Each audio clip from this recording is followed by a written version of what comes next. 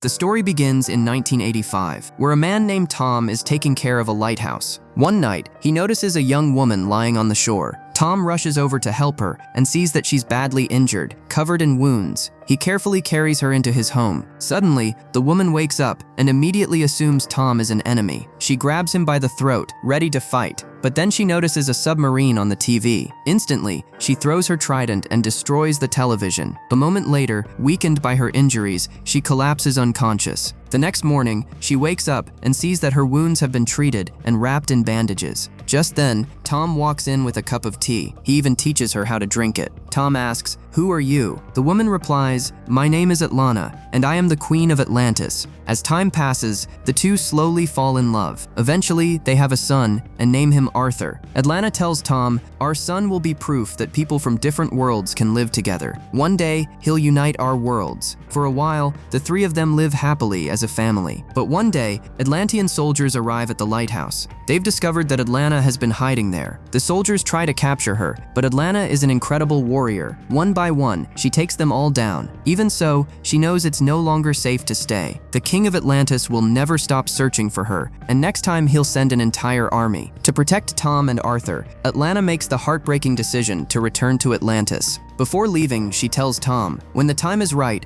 I'll come back to you. Take good care of Arthur, and never let him forget who I am." With those final words, Atlanna walks into the ocean and disappears beneath the waves. Years later, we're taken to an aquarium where a group of students is on a field trip to learn about marine life. Among them is young Arthur, who seems to be trying to communicate with the fish. A few bullies start picking on him, but as they do, a giant shark suddenly begins slamming into the glass, as if it's trying to protect Arthur. The aquarium window starts cracking, and everyone panics. Then Arthur uses a mysterious power to calm the shark. A strange glow appears in his eyes. Because Arthur is part Atlantean, he has a unique connection with sea creatures. It almost looks like every fish in the aquarium is protecting him. The students and teachers are left terrified by what they just witnessed. The story then jumps to the present day. A group of pirates launches an attack on a submarine, killing the captain and several crew members. The leader of these pirates is Black Manta. Black Manta's father is proud of him because his reputation and fearsome name continue to grow. To honor him, he gives Manta a special dagger. This belonged to your grandfather. During World War II, he was one of the Navy's finest soldiers and divers. But after the war ended, the world forgot about him, so he returned to the sea. This dagger helped keep him alive, and he passed it down to me when I was your age. Now I'm giving it to you. This reveals that piracy has been part of their family for generations. Suddenly, something slams into the submarine. Manta assumes another submarine has hit them, but his men quickly tell him that it wasn't a submarine at all. It was a man. That man is none other than Arthur Curry, better known to the world as Aquaman. Using his incredible strength, Aquaman grabs the submarine and lifts it toward the surface. Manta immediately realizes that this is no ordinary human and orders his men to stay alert. Aquaman enters the submarine and starts taking down the pirates one by one. Thanks to his Atlantean abilities, he's far stronger than any normal person. He then heads toward the torpedo bay, where the surviving crew members are hiding in fear. Saving them is the reason he came here in the first place. Aquaman begins helping the crew escape, but just then, Black Manta steps out and opens fire on him. The powerful gunfire knocks Aquaman backward, sending him crashing to the floor. Manta charges at Arthur and attacks him, but Arthur is far stronger than he expected. Aquaman easily overpowers him, beats him down, and even shatters his blade. Just then, Manta's father steps in and shoots Arthur, sending him crashing across the room. For a moment, they think they've finally killed him, but a second later, Arthur gets right back up.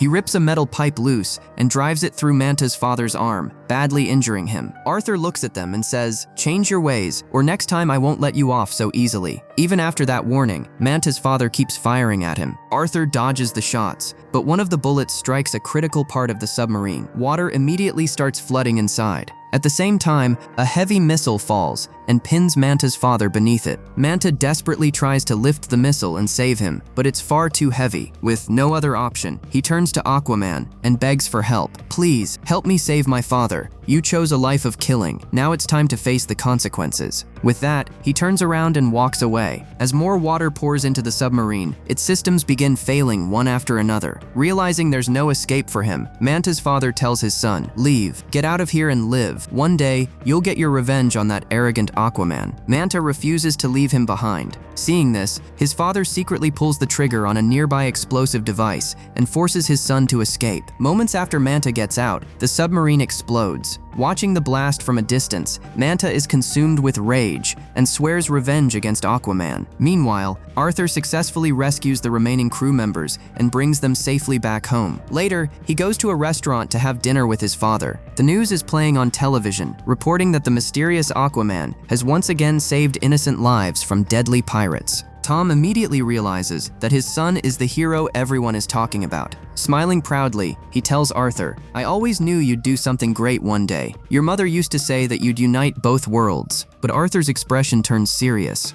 "Atlantis took my mother away, and all because she loved you." Meanwhile, deep beneath the ocean, we're taken to the hidden kingdom of Atlantis. King Orm has called a meeting with King Nereus. Orm is Atlanna's second son and the ruler of Atlantis. He tells Nereus that in the time of King Atlan, all 7 kingdoms were united as one. Back then, the rulers would gather in this very place, and it was one of the most peaceful eras in Atlantean history. Now, however, the 7 kingdoms have become divided. I sit on Atlan's throne, but I'm still bound by old laws, while the surface world continues to pollute and destroy our oceans every day. Nereus responds, "Humans have always been violent. If we go to war with them, both sides could lose everything." But Orm disagrees. "They're already destroying us. The time has come for Atlantis to rise and rule the surface world." At that moment, Vulko arrives. Orm urges Nereus to join his cause. Nereus replies, "This isn't about desire, it's about necessity. Our laws state that to wage war on the surface, at least 4 of the 7 kingdoms must stand together. And I know exactly what you're trying to do. You want to unite the kingdoms, build an unstoppable army, and become the ocean master." Orm confidently answers, "No one else is capable of claiming that title." Nereus then says, "We've heard rumors that you have a half-brother living on the surface. You may sit on Atlantis' throne, but you're not the only heir." Orm scoffs, "My half-brother has never even set foot in Atlantis." Suddenly, a submarine appears and launches an attack nearby. To Orm, this looks like proof that the surface world has already declared war. The Atlanteans immediately strike back and destroy the submarine. After witnessing the attack, Nereus becomes convinced that humans have become a serious threat. As a result, he finally agrees to support Orm's plan. Back on the surface, Arthur is driving home with his father when someone suddenly appears before him. It's Mira, the daughter of King Nereus. Mira opposes Orm's plans and doesn't want a war between Atlantis and the surface world. She tells Arthur, "You have to come with me to Atlantis. Your half-brother Orm is preparing to attack the surface. If he succeeds, millions of people from both our worlds will die." Arthur asks, "And what exactly am I supposed to do about it?" "There's only one way to save both worlds. You must claim the throne of Atlantis, your Queen Atlanna's firstborn child." Arthur shakes his head. "I'm not a king, and what makes you think Orm will just hand me the throne? Besides, I'm the son of the woman Atlantis condemned." Mira refuses to give up. "The reason I'm here is because of Vulko. He's discovered the location of King Atlan's lost trident." Arthur listens carefully. "If you can find that trident, everyone will follow you." Atlan's trident is a legendary weapon. It's so powerful that it can never be destroyed. She looks directly at Arthur and says, "Claim the trident, challenge Orm in combat, defeat him, and take your rightful place on the throne." But Arthur shakes his head and says, "My claim to that kingdom ended with my mother, and if Orm attacks the surface, I'll deal with him myself." With that, Arthur walks away. Meanwhile, we see Black Manta being approached by Atlantean soldiers. It turns out that Orm was the one who secretly arranged the submarine attack. In other words, the surface world never attacked Atlantis at all. Orm staged the entire incident to gain King Nereus' support for his war. As payment for the job, the soldiers offer Manta a reward, but Manta isn't interested in money. "I don't want a reward. I want Aquaman. He killed my father." The soldiers say nothing and simply leave. Later, Arthur is driving home with his father when he notices a massive storm forming over the ocean. Giant waves are pushing ships toward the shore and dragging debris everywhere. Realizing something is terribly wrong, Arthur speeds toward the coast. But the storm is so powerful that even his vehicle gets caught in it. A huge piece of drifting wood crashes into them, separating Arthur from his father. Arthur desperately searches through the chaos, but Tom is nowhere to be found. Then he spots a strange-looking protective dome nearby. When he gets closer, he realizes that Mira created it to keep Tom safe. Arthur quickly pulls his father out, but Tom is barely alive. Seeing his condition, Mira uses her hydrokinesis to pull the excess water out of his body. Moments later, Tom starts breathing again. Arthur is overwhelmed with emotion. For one of the first times, he truly sees how much Mera is willing to risk to help him. "Thank you." Afterward, they look around and see that the entire town has been devastated. Ships are stranded on the streets, and trash and wreckage cover everything in sight. Mera turns to Arthur and says, "Orm did this, and this is only a preview of what's coming." The next day, news reports reveal that massive flooding has caused destruction all across the world. Coastlines have been wrecked, and mountains of garbage and shipwreck debris have washed ashore. The amount of waste is so enormous that cleaning it up seems impossible. A man named Dr. Shin appears on television, claiming that Atlantis is responsible for the disaster. However, nobody believes him. Since he has no proof that Atlantis even exists, most people dismiss his claims as nonsense. Arthur finally agrees to go with Mera. Together, they set out for Atlantis. As they travel, Arthur remembers his childhood and the first time Volko took him beneath the ocean. Back then, Arthur discovered that he could communicate underwater. Volko told him, "We can do much more than just talk underwater." He then began teaching Arthur how to use his Atlantean abilities. Arthur learned how to swim at incredible speeds, survive crushing ocean pressure, withstand freezing temperatures, and even see clearly in complete darkness. Over the years, Volko trained him in everything he needed to know. The story then returns to the present. Mera leads Arthur to a hidden vessel she has kept secret. The two climb aboard and begin their journey. Using a concealed route known only to a few people, Mera takes Arthur toward the kingdom of Atlantis. Eventually, they arrive at a massive entrance, protected by a giant bridge. Mera explains, "This pathway was built centuries ago. It's the only official way into the capital." Arthur smirks and says, "Or we could just climb over the wall." Mera immediately replies, "Everyone who tried that ended up getting blasted by the hydro cannons." Deciding not to test that theory, Arthur follows her across the bridge. Since Mera has royal authorization, they're allowed to enter without trouble. As Arthur passes through the gates, he's stunned. Atlantis is unlike anything he's ever seen. The city is breathtaking, filled with advanced technology, towering structures, and glowing architecture that seems centuries ahead of the surface world. Even Arthur can barely believe what he's looking at. Mera then takes him into the old section of the city, a place where members of the royal family rarely visit. There, hidden among the ruins, sits an ancient ship. Mera has concealed it with magic to keep it hidden from prying eyes. Because royal Atlanteans can breathe in both water and air, the ship serves as a perfect secret meeting place. Inside, they find Volko waiting for them. Arthur smiles and says, "Well, here I am." Mera immediately asks Volko, "Why did Orm attack the surface?" "The surface attacked us first. They even attacked your father." Arthur quickly interrupts. "That's impossible. Most people on the surface think Atlantis is just a myth." Volko shakes his head. "I was there when the submarine attacked us." Of course, Volko doesn't know that Orm secretly arranged the entire incident with Black Manta. He then explains the situation. Now that the kingdom of Zebel and Atlantis have joined forces, Orm commands an army powerful enough to force the remaining kingdoms into submission. Volko looks directly at Arthur. "If we're going to stop this war, you must take the throne from Orm immediately. But I'm an outsider. How could I possibly become king?" Volko looks at Arthur and says, "If you can recover King Atlan's lost trident, you'll win the hearts and minds of the people and prove that you're the rightful heir to the throne." Arthur shakes his head. "That sounds like a legend." But Volko replies, "No, it's real." He explains that the trident was forged by the greatest weaponsmiths in history, using metal from Poseidon's own forge. It was created exclusively for King Atlan, the first ruler of Atlantis. According to legend, the trident possesses the power to command the seas themselves. If it's real, then where did it go? Volko takes a deep breath and begins telling the story of ancient Atlantis. There was a time when Atlantis stood united.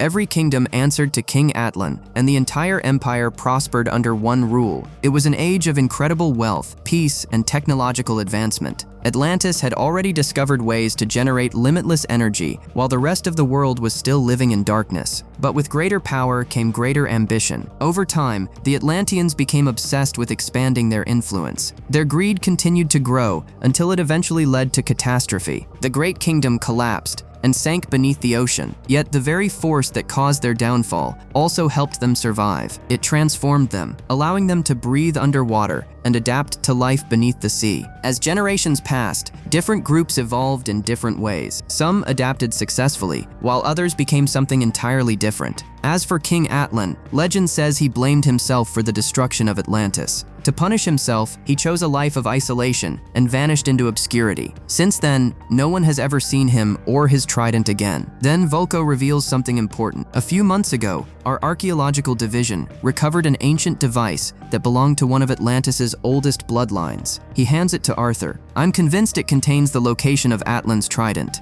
Arthur examines the device and says, then let's open it. It's built using technology so old that nobody has been able to unlock it. He points to strange markings carved into its surface. These symbols belong to the Desert Kingdom. You'll have to take it there. Only then will you discover the location of Atlan's tomb. Suddenly, a massive explosion tears through the room. Arthur, Mira, and Volko are thrown backward by the blast. Knowing that Orm would imprison them if he learned they were helping Arthur, Volko quickly pulls Mira into hiding. A group of Atlantean soldiers enters the chamber. One of them points at Arthur and says, "You're under arrest for illegally entering Atlantean territory." Arthur doesn't hesitate. He charges straight at them and begins taking them down one after another. But then a powerful elite warrior arrives. Unlike the other soldiers, this fighter is equipped with advanced Atlantean technology and weapons. He launches a devastating punch that sends Arthur flying across the room. Meanwhile, Mira and Volko are forced to retreat. Arthur gets back up, but the warrior lands another crushing blow that finally knocks him unconscious. Later, Arthur wakes up in chains before the royal council. Orm stands before him and says, "So, you finally come to Atlantis. Take these chains off, and I'll show you exactly why I'm here." Orm notices the weapon Arthur brought with him and says, "You came carrying our mother's weapon. Is that why you've returned after all these years? To kill me?" Arthur replies,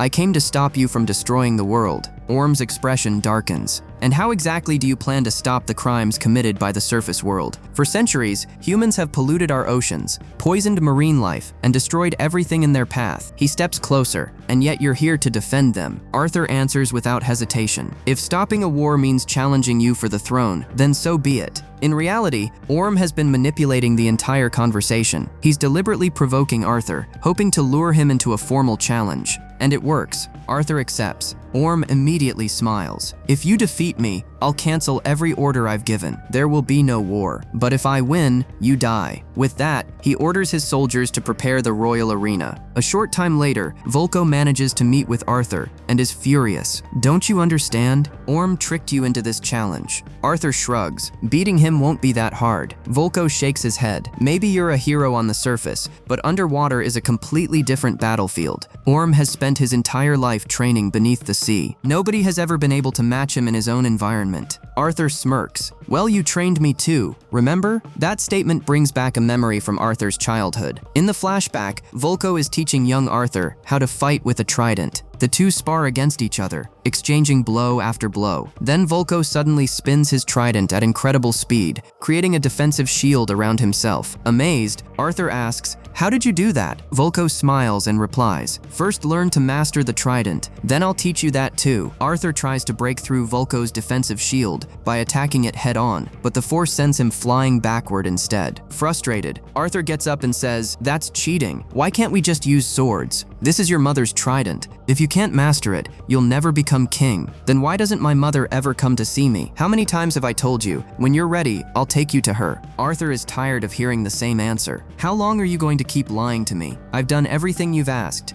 Every time I pass a test, you give me another one. Doesn't my mother care about me at all?" Volko looks at him seriously. "There is nothing in this world Queen Atlanna loves more than you." He then reveals the truth. To protect you, she was forced to return to Atlantis. Her marriage to King Orvax had been arranged long before she met your father. She had no choice but to return, marry him, and give Atlantis an heir, Prince Orm. When Orvax learned about you, he was consumed by jealousy. He sentenced your mother to be sacrificed to the creatures of the trench. Remembering all of this fills Arthur with anger. "I didn't forget any of it.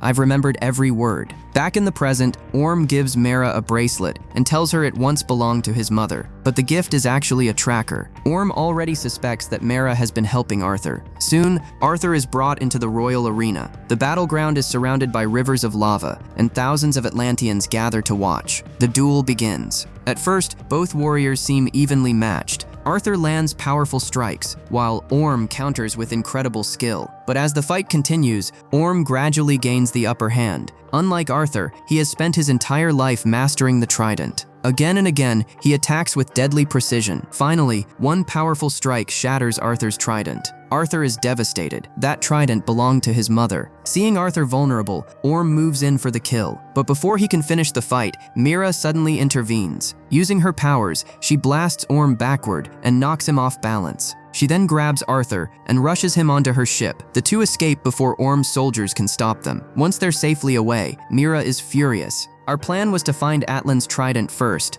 and then challenge Orm. Before Arthur can answer, Atlantean warships begin chasing them. Mira pushes her vessel to maximum speed as enemy fire rains down around them. Then she comes up with a risky plan. She steers directly toward a heavily defended bridge, lined with massive cannons. As the cannons open fire, the blasts end up destroying most of Orm's pursuing forces. But Orm himself is still behind them. He fires directly at Mera's ship. The vessel begins falling toward the lava below. However, this is exactly what Mera wanted. She knows everyone will assume they're dead if the ship is destroyed. Just before it crashes, she and Arthur escape unnoticed. Moments later, the ship disappears into the lava. To hide from their enemies, Arthur uses his unique abilities to communicate with a whale. The enormous creature opens its mouth, and the two hide safely inside. When Orm and his remaining soldiers search the area, they find no trace of them. Naturally, they assume Arthur and Mira are dead. Meanwhile, Mira is amazed. She has never seen anyone communicate with a whale so effortlessly. Arthur then asks, "So where do we go now?" Mira answers, "The Desert Kingdom. It's hidden beneath the Sahara Desert."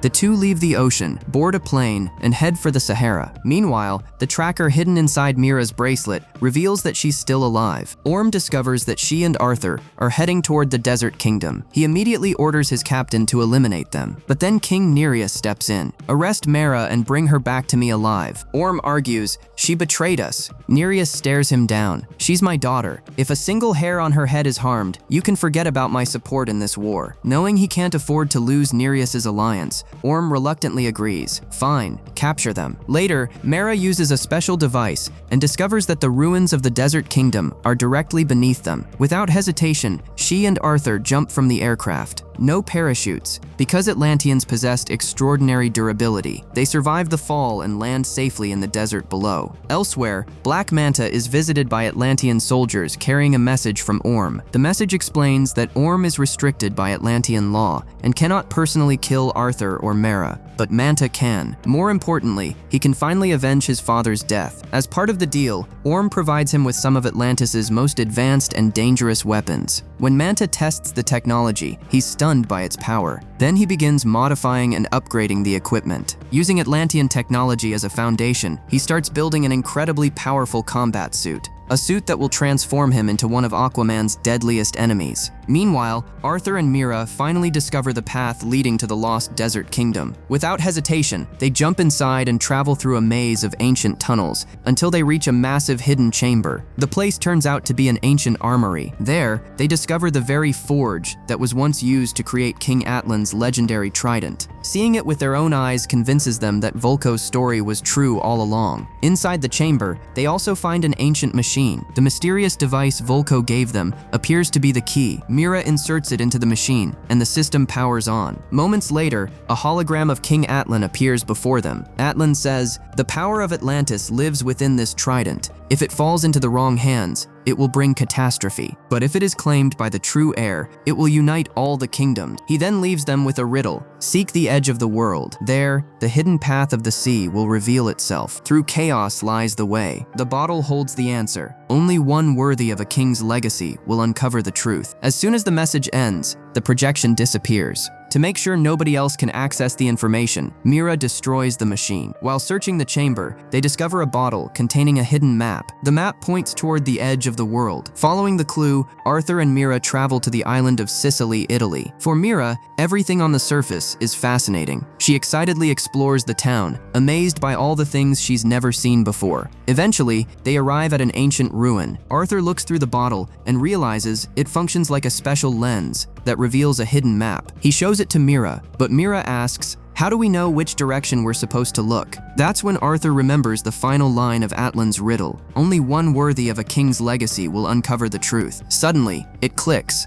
Among all the statues in the ruins, only one represents an ancient king. Arthur places the bottle in the statue's hand. Immediately, a hidden pathway is revealed, pointing toward the location of Atlan's trident. Arthur and Mera are thrilled. But before they can celebrate, disaster strikes. Black Manta suddenly arrives alongside Orm's soldiers. Without warning, Manta fires a powerful laser blast. The explosion sends Arthur flying. At the same time, Orm's troops begin chasing Mira, trying to capture her alive. Mira narrowly escapes and runs through the crowded streets. Meanwhile, Arthur confronts Black Manta. "Who are you?" Manta stares at him with hatred. "I'm the son of the pirate whose father you left to die." The two immediately clash. This time, however, Manta is far more dangerous. Thanks to his advanced Atlantean suit, he's stronger, faster, and armed with devastating weapons. He lands several heavy blows and manages to injure Arthur. Then he fires another powerful laser attack that sends Arthur crashing through the ruins. While Mira continues escaping from Orm's soldiers, Arthur tries to stay out of Manta's line of fire, but Manta keeps hunting him down. During the fight, a giant bell breaks loose and begins falling toward a little girl. Seeing the danger, Arthur rushes forward and strikes the bell away at the last second, saving her life. He then helps rescue several trapped civilians. But Manta attacks again. Another brutal fight breaks out. This time, Arthur manages to grab Manta and hurl him across the area. Meanwhile, Mira is finally cornered by Orm's soldiers. Just when it seems she's been captured, she uses her hydrokinesis to control nearby bottles and glass shards, turning them into deadly weapons. Within seconds, she takes down the soldiers and escapes. At the same time, Manta's suit begins malfunctioning after taking heavy damage during the battle. Arthur notices the weakness. He swings a heavy chained metal ball at Manta. The impact causes Manta's own laser system to overload and fire back into his suit. The armor shatters apart, and Manta is sent crashing into the water below. Although Arthur wins the fight, he's badly injured himself. After reuniting with Mira, he reveals something important. "Orm is tracking you." Mira immediately realizes the truth. The bracelet Orm gave her wasn't a gift at all. It was a tracker. Without wasting a second, she destroys it. Later, Arthur and Mira travel by boat toward a region of violent, chaotic waters. As they approach, Mira explains, "These waters lead to the kingdom of the Trench. And these are the same creatures Atlantis sent your mother to be sacrificed to." Meanwhile, Orm discovers that Vulko secretly helped Arthur. Furious, he orders Vulko arrested and thrown into prison. Then he gives one final command: put him somewhere he can watch everything unfold. Elsewhere, Arthur and Mira finally reach the territory of the Trench. Almost immediately, countless Trench creatures swarm toward them from the darkness.